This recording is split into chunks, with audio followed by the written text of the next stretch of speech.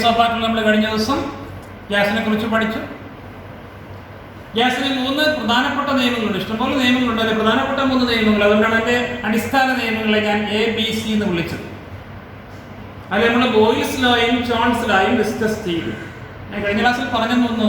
അതിൽ നിയമം നിങ്ങൾ പഠിച്ചിട്ടുണ്ട്, അതുകൊണ്ടാണ് ഞാൻ പറയാതിരുന്നത്. ബേസിക് കൺസെപ്റ്റിൽ പഠിച്ചു. ഓർമ്മയുണ്ടോ ആർക്കെങ്കിലും? അവോഗാഡ്രോസ് ലോ. അവോഗാഡ്രോസ് ലോ പറഞ്ഞു. എന്താണ് അവോഗാഡ്രോ നിയമം പറഞ്ഞത്? Volume of a gas is directly proportional to number of moles. V proportional N. ചില എമൗണ്ട് പറയരുത്. എമൗണ്ടിന്റെ പ്രൊപ്പോർഷനിലാണ് വോളിയം. വോളിയം കൂടിയാൽ എമൗണ്ട് കൂടും. എങ്ങനെയാണെങ്കിൽ temperature and pressure are kept constant. നിങ്ങൾ ചിലപ്പോൾ ഇങ്ങനെയായിരിക്കും പഠിച്ചത്. At constant temperature and pressure volume of a gas is directly proportional to number of moles. അല്ലെങ്കിൽ നമുക്ക് ഇങ്ങനെ എഴുതാം, V/N proportional 1 or V/N is equal to a constant. That is V1/N1 is equal to V2/N2. കണ്ടോ? ഇവിടെ നമ്മൾ that എന്ന് കൊടുത്തു, therefore എന്ന് കൊടുത്തു, so കൊടുത്തു. കേട്ടല്ലോ? വീണ്ടും നമുക്ക് ദാറ്റ് കൊടുക്കാം. ഇത് മാറി തിരിഞ്ഞു പോയെന്ന് പറഞ്ഞ് കുഴപ്പമൊന്നുമില്ല. എല്ലാത്തിനും ഒരേപോലത്തെ മീനിങ് തന്നെയാണ്. അപ്പോൾ അവോഗാഡ്രോസ് ലോ നേരത്തെ പഠിച്ചാണല്ലോ. At constant temperature and pressure, volume of a gas is directly proportional to number of moles. ചിലർ ഇങ്ങനെയായിരിക്കും പാടി പഠിച്ചത്. Equal volumes of all the gases under the same conditions of temperature and pressure contains the same number of moles. എന്ന് പറഞ്ഞാൽ എന്താ? Volume തുല്യമാണെങ്കിൽ number of മോൾസും തുല്യമായിരിക്കും. എങ്ങനെയാണെങ്കിൽ ടെമ്പറേച്ചറും പ്രഷറും മാറരുത്. എന്നുവെച്ചാൽ നിങ്ങളെടുത്തത് 22.4 ലിറ്റർ ഗ്യാസ് ആണ്. സ്റ്റാൻഡേർഡ് ടെമ്പറേച്ചറിന്റെ പ്രഷറിൽ ഇരിക്കുന്നു. ഒരു പാത്രത്തിൽ 22.4 ലിറ്റർ ഹൈഡ്രജൻ ഇരിക്കുന്നു. അടുത്തത് 22.4 ലിറ്റർ അമോണിയ ഇരിക്കുന്നു. അടുത്തത് 22.4 ലിറ്റർ വാട്ടർ വേപ്പർ ഇരിക്കുന്നു. അടുത്തത് 22.4 ലിറ്റർ ഓക്സിജൻ ഇരിക്കുന്നു. എന്തോ ഇരിക്കട്ടെ, എല്ലാം ഗ്യാസ് ആണ്. അവരുടെ വോളിയം സെയിം ആണ്. ടെമ്പറേച്ചറും പ്രഷറും സെയിം ആണെങ്കിൽ അതെല്ലാം ഒരു മോളായിരിക്കും. സെയിം നമ്പർ ഓഫ് മോൾസ് ആയി. അപ്പം ഞാൻ പറഞ്ഞത് ഒരേ മോളാണ്, 1 മോളായി. 22.4 ലിറ്റർ എടുത്തുകൊണ്ട് 1 മോൾ. അതിൻ്റെ പകുതി എടുത്താൽ അര മോൾ. അതിൻ്റെ പകുതി എടുത്താൽ 0.25 മോൾ. 22.4 ഇരട്ടി എടുത്താൽ 2 മോൾ. ഇങ്ങനെ മാറിക്കൊണ്ടിരിക്കും. മനസ്സിലായോ സ്റ്റേറ്റ്മെന്റ്? അപ്പോൾ അവോഗാഡ്രോ നിയമം പറയുന്നത് എന്താണ്? Volume of a gas is directly proportional to number of moles at constant temperature and pressure. That is V proportional N or V/N proportional 1 or V/N is equal to a constant, that is V1/N1 is equal to V2/N2. മനസ്സിലായോ? അവോഗാഡ്രോസ് law മനസ്സിലായല്ലോ? ആ problem ചെയ്യാനുള്ള equation കൂടി കിട്ടിയല്ലോ. ഒരു volume തന്നിരിക്കുന്നു. അപ്പോൾ ഇത് നമ്പർ ഓഫ് മോൾസ് നമുക്ക് തന്നിട്ടുണ്ട്. ഇനി വോളിയം ഡബിൾ ചെയ്യുന്നു, ട്രിപ്പിൾ ചെയ്യുന്നു ഒക്കെ പറയുന്നു. ടെമ്പറേച്ചറും പ്രഷറും കോൺസ്റ്റന്റ് ആക്കി വെച്ചിരിക്കുന്നു. എങ്കിൽ വോളിയവും ഡബിൾ ചെയ്യുന്നെങ്കിൽ നമ്പർ ഓഫ് മോൾസും ഡബിൾ ചെയ്യും. വോളിയം ട്രിപ്പിൾ ചെയ്താൽ നമ്പർ ഓഫ് മോൾസും ട്രിപ്പിൾ ചെയ്യും. വോളിയം ഹാഫ് ആയാൽ നമ്പർ ഓഫ് മോൾസ് ഹാഫ് ആകും. വോളിയം ക്വാർട്ടർ ആയാൽ നമ്പർ ഓഫ് മോൾസും 1/4 ആകും. ക്വാർട്ടറായിട്ട് കുറയും. മനസ്സിലായല്ലോ? ഇവിടെ കിട്ടിയ അവോഗാഡ്രോസ് ലോ. ഓക്കെ. എങ്കിൽ നമ്മൾ കഴിഞ്ഞ ക്ലാസ്സിൽ ഈ ബോയിൽ നിയമവും ചാൾസ് നിയമവും കൂടെ കൂട്ടിക്കെട്ടി കമ്പൈൻഡ് ഗ്യാസ് ഇക്വേഷൻ ആണല്ലോ. എങ്കിൽ നമ്മളിപ്പോൾ ഈ 3 ഗ്യാസ് നിയമങ്ങളെ കൂടെ കൂട്ടിയിട്ട് ഒരു ഇക്വേഷൻ ഉണ്ടാക്കാൻ പോവാണ്.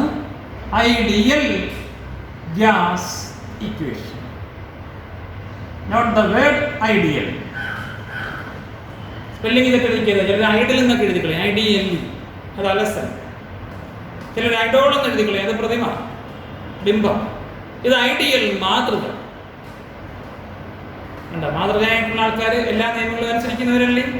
അതുപോലെ ഗ്യാസിനെ നമുക്ക് ഐഡിയൽ ഗ്യാസ് എന്ന് വിളിക്കണമെങ്കിൽ ആ ഗ്യാസ് അവരെ സംബന്ധിച്ചുള്ള പ്രാഥമിക നിയമങ്ങളായ ഈ 3 നിയമങ്ങൾ ABC അനുസരിക്കണം. അവോഗാഡ്രോസ് ലോയും ബോയിൽസ് ലോയും ചാൾസ് ലോയും അനുസരിക്കുകയാണ്. എപ്പോഴും എല്ലായ്പ്പോഴും നിയമങ്ങൾ അനുസരിക്കാന്ന് വെച്ചാൽ അയാൾ എല്ലായ്പ്പോഴും അയാളുടെ ജീവൻ പണയം വെച്ച് പോലും അദ്ദേഹം നിയമം അനുസരിക്കുന്ന ആളായിരിക്കും. എങ്കിലാണ് അദ്ദേഹത്തെ മാതൃകാ പുരുഷൻ നമുക്ക് പറയാൻ പറ്റുന്നത്.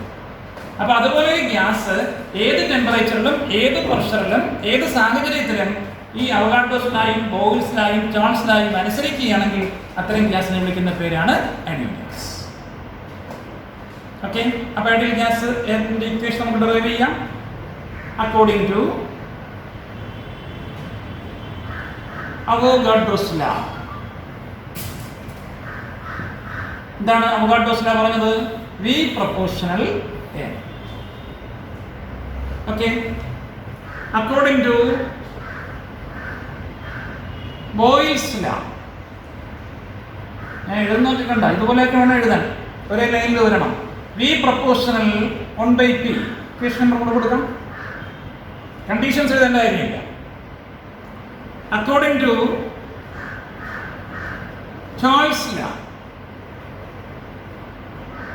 V proportional T. Case number 3. ഈ 3 നിയമങ്ങളെ അനുസരിക്കുന്നവരല്ലേ ഐഡിയൽ ഗ്യാസ് എന്ന് വിളിക്കുന്നത്. അപ്പം 3 നിയമങ്ങൾ നമുക്ക് കൂട്ടാം. Combining 1, 2 and 3. 3 നിയമങ്ങളോട് കൂട്ടാം. 3ന്റെ ലെഫ്റ്റ് സൈഡിൽ വി അല്ലേ, ഇപ്പൊ 3v എന്ന് എഴുതേണ്ട കാര്യമില്ല. V proportional N, V proportional T, V proportional 1/p. കൂട്ടി ഇപ്പൊ കിട്ടിയാലുണ്ടാവും. V proportional NT/p. That is നമുക്ക് അതിനെ ക്രോസ് മൾട്ടിപ്ലൈ ചെയ്യാം. പി കൂടെ ഇപ്പുറത്ത് കൊണ്ടുവരാം. PV proportional NT. Therefore നമുക്ക് ആ പ്രൊപ്പോർഷണൽ സൈൻ മാറ്റാം. PV ഈക്വൽസ് N, ഒരു കോൺസ്റ്റന്റ് R into T.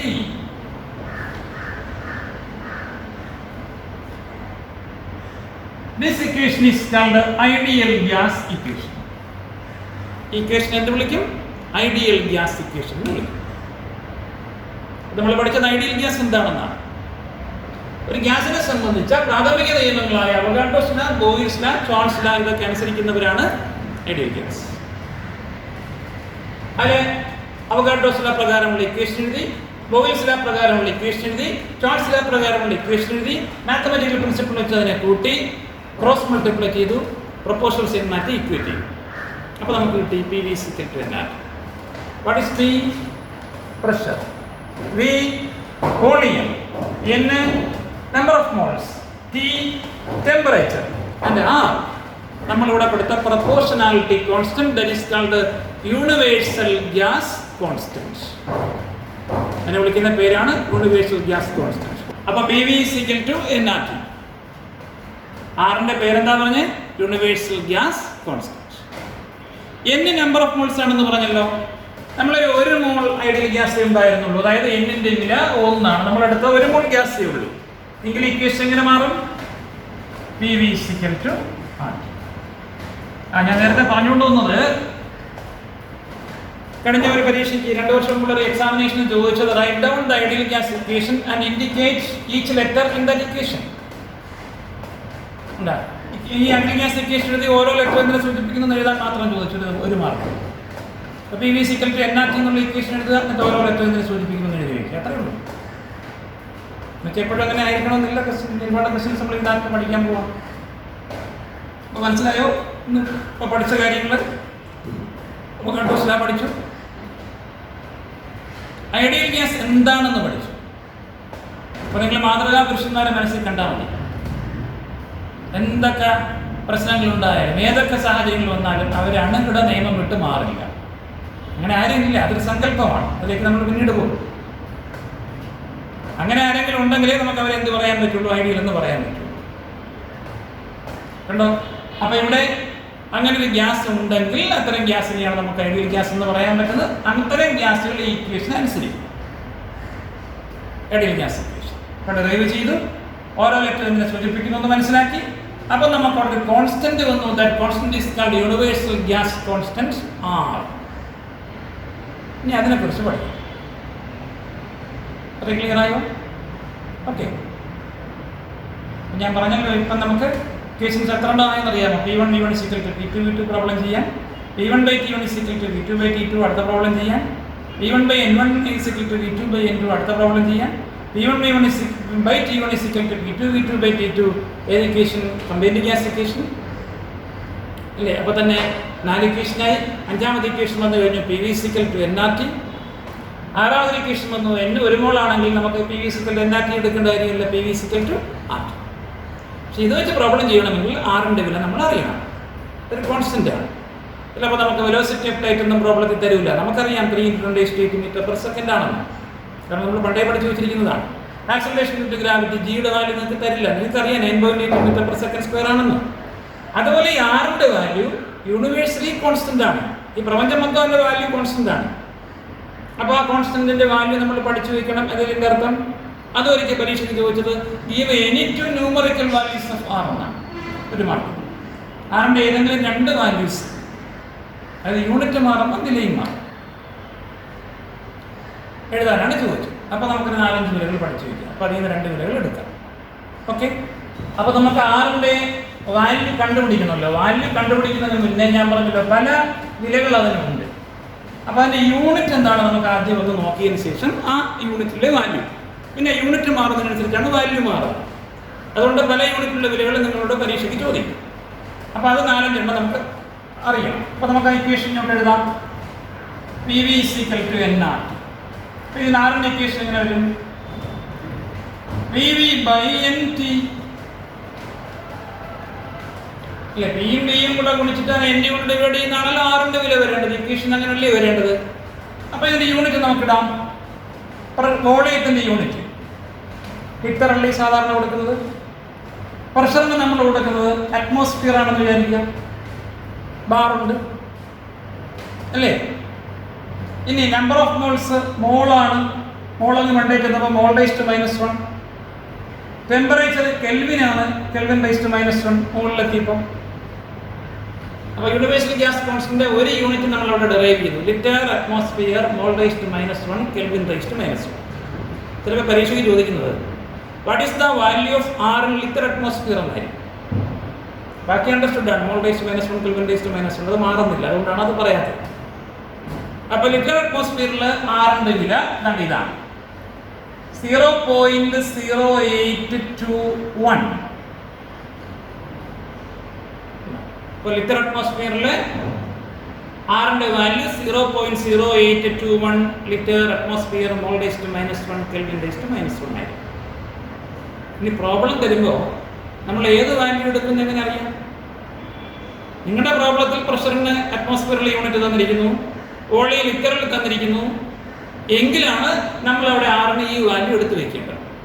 ചിലപ്പോൾ പ്രോബ്ലം വായിച്ച് വയ്ക്കുമ്പോൾ പ്രഷർ തന്നിരിക്കുന്ന ബാറിലാണ്, അറ്റ്മോസ്ഫിയറിലല്ല. എങ്കിലോ തന്നോട് യൂണിറ്റ് അങ്ങോട്ട് മാറും. ലിറ്റർ അറ്റ്മോസ്ഫിയറിന് പകരം ബാർ മോൾ/-1 Kelvin/-1 എന്ന യൂണിറ്റിലെ ആറിൻ്റെ വാല്യൂ എടുക്കണം. ആ വാല്യൂ 0.083 ആണ്. 82 എന്നുള്ള 83 ആകുന്നു. അത്രയേ ഉള്ളൂ വ്യത്യാസം. ഉണ്ടോ? ഇപ്പോൾ ലിറ്റർ അറ്റ്മോസ്ഫിയറിലെ വാല്യൂ ആയി ലിറ്റർ ബാറിലെ വാല്യൂ. ചിലപ്പോൾ വോളിയം മില്ലി ലിറ്ററിലാണ് തന്നിരിക്കുന്നതെങ്കിൽ നിങ്ങൾക്ക് അതിനെ ലിറ്ററിലേക്ക് മാറ്റാം വോളിയത്തിന്. അല്ലാതെ തന്നെ നമുക്ക് വേണമെങ്കിൽ ചെയ്യാം. ലിറ്ററിനെ മില്ലി ലിറ്റർ ആക്കാൻ 1000 കൊണ്ട് ഗുണിക്കുകയല്ലേ ചെയ്യേണ്ടത്. ഇവിടെ 1000 കൊണ്ട് ഗുണിച്ചാൽ മതി. അപ്പം 3 സ്ഥാനം അങ്ങോട്ട് മാറും. 82.1 എന്നാകും. അപ്പോൾ 82.1 ലിറ്റർ മാറി മില്ലി ലിറ്റർ അറ്റ്മോസ്ഫിയർ മോൾ/-1 Kelvin/-1. അല്ല, ഇവിടെ മില്ലി ലിറ്റർ ആക്കിയാൽ 83 ആകും. മില്ലി ലിറ്റർ ബാർ മോൾ/-1 Kelvin/-1. ഇപ്പോൾ 2 യൂണിറ്റായി. 3 എണ്ണം വേണമെങ്കിൽ കൂട്ടാൻ മില്ലി ലിറ്ററും കൂടെ വെച്ചു. 4 എണ്ണം വേണമെങ്കിൽ കൂട്ടാൻ ഇവിടെ മില്ലി ലിറ്റർ ബാർ ആക്കിക്കും. എന്നാലും പ്രധാനമായി 2 വാല്യൂസ് ഞാൻ പറഞ്ഞു. ഇനി അടുത്ത വാല്യൂ ജൂളിലുള്ള വാല്യൂ 8.314 ജൂൾ.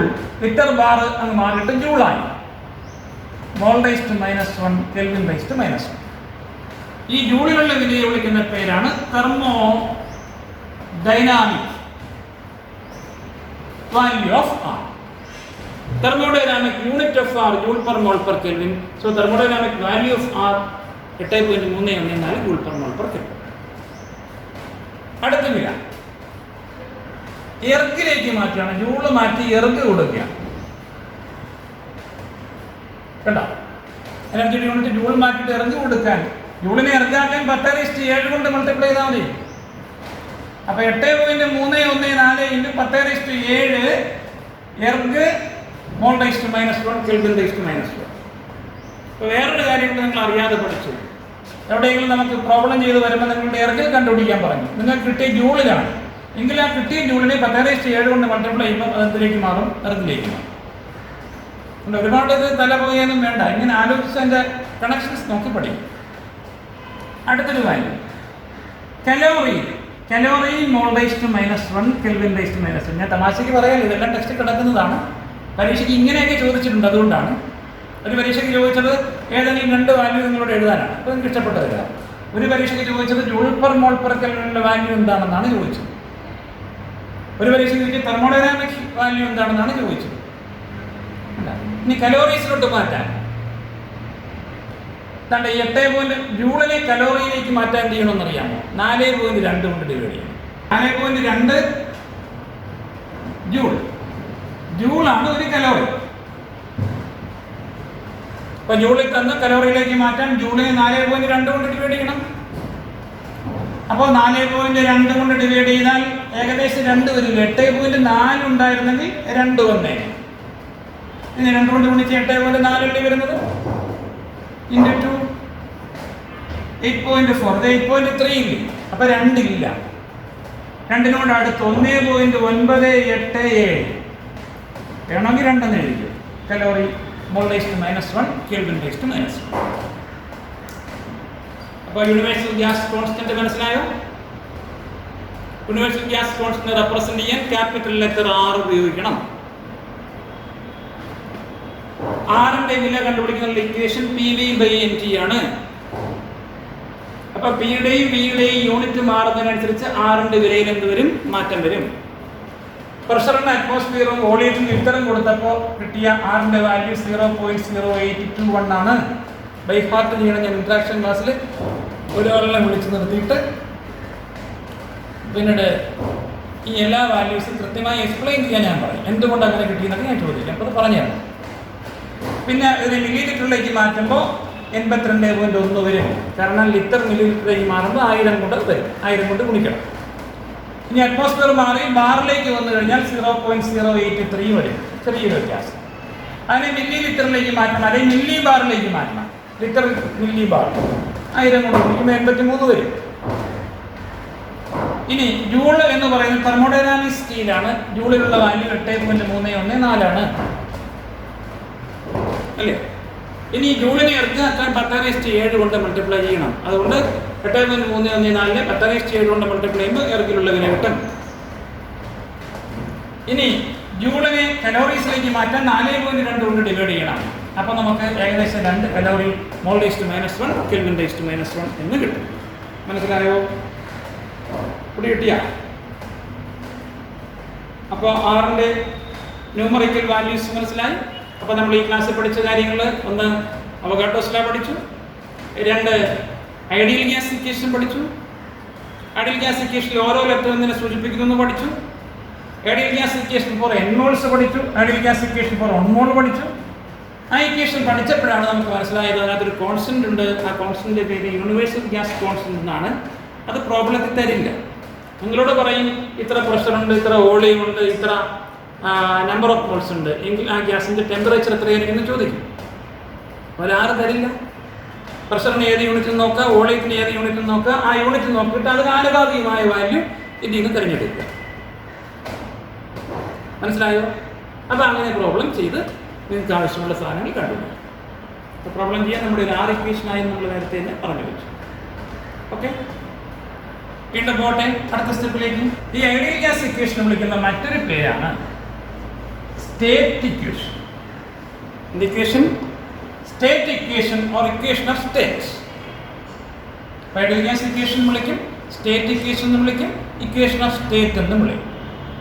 ആ ഇക്വേഷനാണ് PV = NR. ഇനി ഇതിൽ നിന്ന് പലതും നമ്മൾ ഉണ്ടാക്കിക്കൊണ്ട് വരാൻ പോകുന്ന ഇക്വേഷൻ. എങ്ങനെ നമ്പർ ഓഫ് മോൾസ് കണ്ടുപിടിക്കും? നിങ്ങൾ പറയും PV/RT എന്ന്. ഇതിൽ നിന്ന് കണ്ടുപിടിക്കുന്നത് എങ്ങനെയാണ്? നല്ല ചോദിച്ചു. നമ്മൾ പണ്ട് പഠിച്ചിരിക്കുന്നു. നമ്പർ ഓഫ് മോൾസ് കണ്ടുപിടിക്കാനുള്ള ഫോർമുല എന്താണ്? given mass by gram molecular mass. അങ്ങനെയാണല്ലോ. given മാസിന് ഞാൻ സ്മോൾ ലെറ്റർ m, മോളിക്കുലർ മാസിന് ക്യാപിറ്റൽ ലെറ്റർ m കൊടുക്കുക. ആ വിലയെടുത്ത് ഈ ഇക്വേഷൻ കൊടുക്കാൻ പോകണം. അപ്പോൾ നമ്മുടെ equation P V is equal to N R T. That is P V is equal to എന്നിന് പകരം small letter M by capital M R T. ഈ സ്മോൾ ലെറ്റർ എമ്മിനെ ഇനി ഇപ്പുറത്ത് കൊണ്ടുവരാൻ പോകാം. അല്ല സോറി, ഈ വി എം അപ്പുറത്ത് കൊണ്ടുപോകാം. Therefore, P equals small m by V. ഈ V ഇനി ഇപ്പുറത്ത് കൊണ്ടുവന്നു. ഇനി ബാക്കി R T by capital M അവിടെ കിടപ്പുണ്ട്, അതങ്ങോട്ട് എഴുതി. വി അപ്പുറത്ത് എഴുതിയാൽ മതിയായിരുന്നു. ഞാൻ മനഃപൂർവ്വമാണ് ഈ സ്മോൾ ലെറ്റർ എമ്മിനെ മൂട്ടി കൊണ്ടുവന്നിട്ടത്. എന്താണ് ആ മനഃപൂർവ്വത്തിന്റെ പ്രത്യേകത എന്ന് മനസ്സിലായോ? Mass by volume. നിങ്ങൾക്കറിയാം മാസ് ബൈ വോളിയം എന്ന് പറഞ്ഞാൽ ഡെൻസിറ്റിയാണ്. So since mass by volume density ആയതുകൊണ്ട് എം ബൈ വി ഡി ആയതുകൊണ്ട് എം ബൈ വിക്ക് പകരം ഞാൻ ഇക്വേഷൻ ഡി കൊടുക്കാൻ പോവാണ്.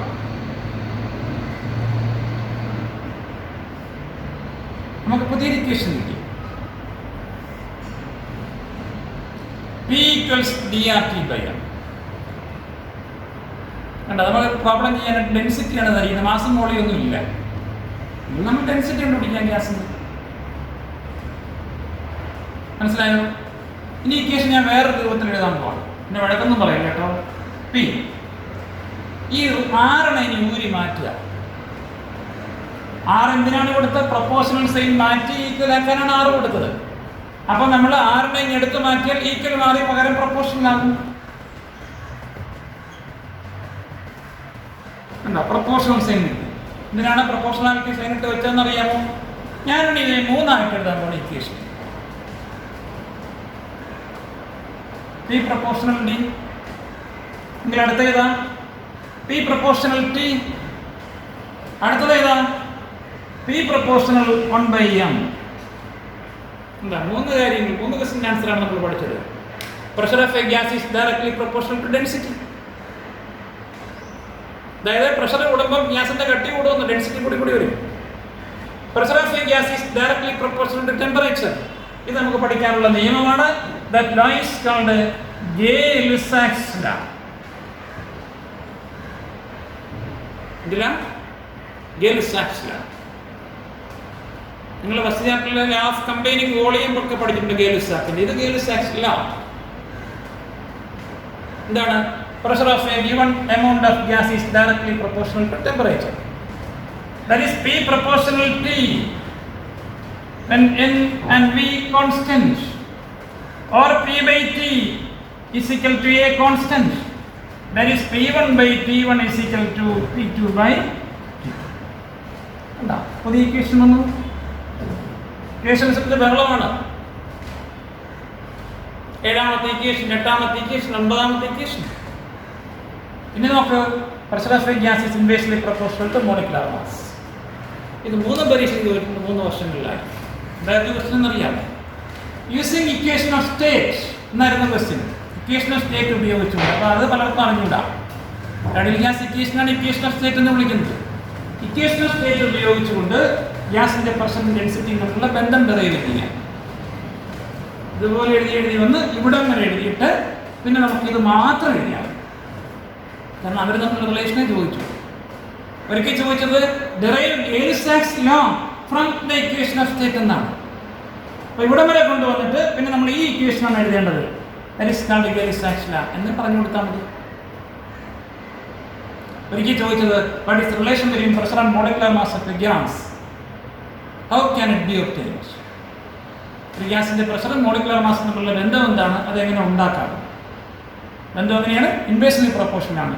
ഉണ്ടാക്കിയ ഏത് ഇക്വേഷനിൽ നിന്നാണ്? ഐഡിയൽ ഗ്യാസ് ഇക്വേഷനിൽ നിന്നാണ്. ഇത് കിട്ടിയോ? അപ്പോൾ ഗ്യാസിനെ സംബന്ധിച്ച് ഞാൻ നേരത്തെ പറഞ്ഞ അതിൻ്റെ അടിസ്ഥാന നിയമങ്ങളാണ് ABC. Avogadro's law, Boyle's law, John's law. എന്നാൽ അതിൽ പെടാത്തൊരു നിയമമാണ് ഏത് നിയമം? Gay-Lussac's law. ഗേ-ലുസാക്സ് ലോ എന്താ പറഞ്ഞത്? Pressure of a gas is directly proportional to temperature at constant volume. Volume constant ആക്കി വെച്ചിരിക്കുന്നു. എന്നിട്ട് ടെമ്പറേച്ചർ കൂട്ടിക്കൊടുക്കുന്നു. അപ്പോൾ ഗ്യാസിന്റെ പ്രഷർ എന്ത് ചെയ്യും? കൂടും. ഇതാണ് ഏപ്രിൽ മെയ് മാസങ്ങളിൽ ഹൈവേ കൂടെയൊക്കെ പോകുന്ന ചിലപ്പോൾ ലോറികളൊക്കെ പൊട്ടിത്തെറിച്ച് പോകണം.